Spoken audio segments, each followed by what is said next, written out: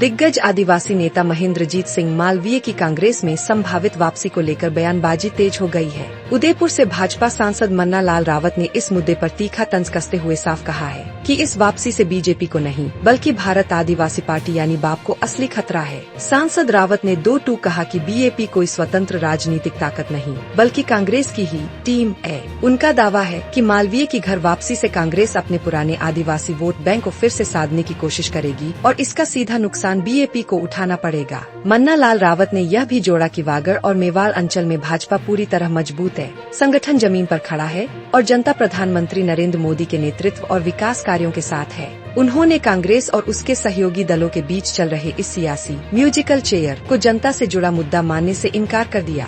देखिए, कांग्रेस तो पहले से ही है।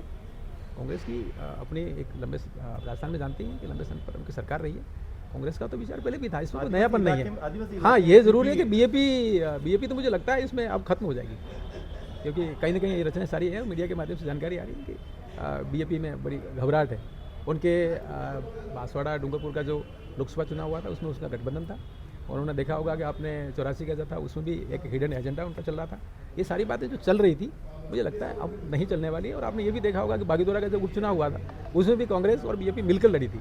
तो बीजेपी कांग्रेस की एक बी टीम है, लेकिन कांग्रेस बीजेपी अब अपने जनाधार को तो बनाए रखे हुए है, लेकिन देखना ये है कि कांग्रेस अपना जनाधार बढ़ाती है या नहीं बढ़ाती। संकट कांग्रेस का है, ना कि भाजपा है। राजकुमार रोत तो कह रहे कमल कांग्रेस एक है। देखिए, राजकुमार रोत जब ये कहता है कि ना लोकसभा ना विधानसभा सबसे बड़ी ग्राम सभा, तो उस सूत्र को भूल जाता है। राजकुमार रोत पादरी वेरियर एल्विन का एजेंडा को आगे बढ़ाता है, जिसमें वो आदिवासी धर्म कोड की बात करता है, आदिवासी अलग है उसकी बात करता है, चर्च की बात करता है, वो भी विषय। तो उसको भी आप ध्यान में रखिए कि कमल कांग्रेस का तो मुझे विषय ध्यान नहीं है, लेकिन ये है कि जब ये खुद बागीदोरा में और बांसवाड़ा डूंगरपुर के लोकसभा चुनाव में ये मिलकर लड़े हैं, तो ये भ्रम फैलाने की बात कर रहे हैं। देखिए, जब अनुशासन में कोई रहता है तो वो भाजपा में रहता है। भाजपा एक सुविचारित राष्ट्र निर्माण के लिए राष्ट्र को सबसे पहले रखकर बात करती है। व्यक्तिवादी विचार मुझे लगता है यहाँ नहीं चल सकता।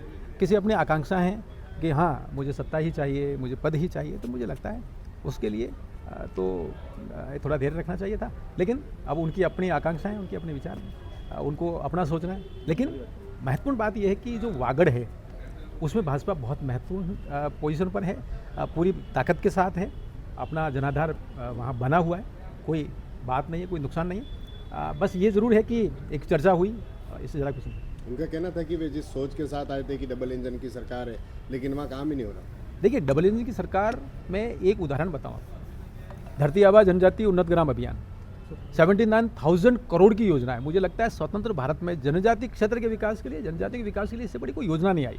तो जनजातीय क्षेत्र के महेंद्रजीत सिंह मालवीय हैं, तो उनको सोचना चाहिए था कि धरती आबा में क्या हुआ।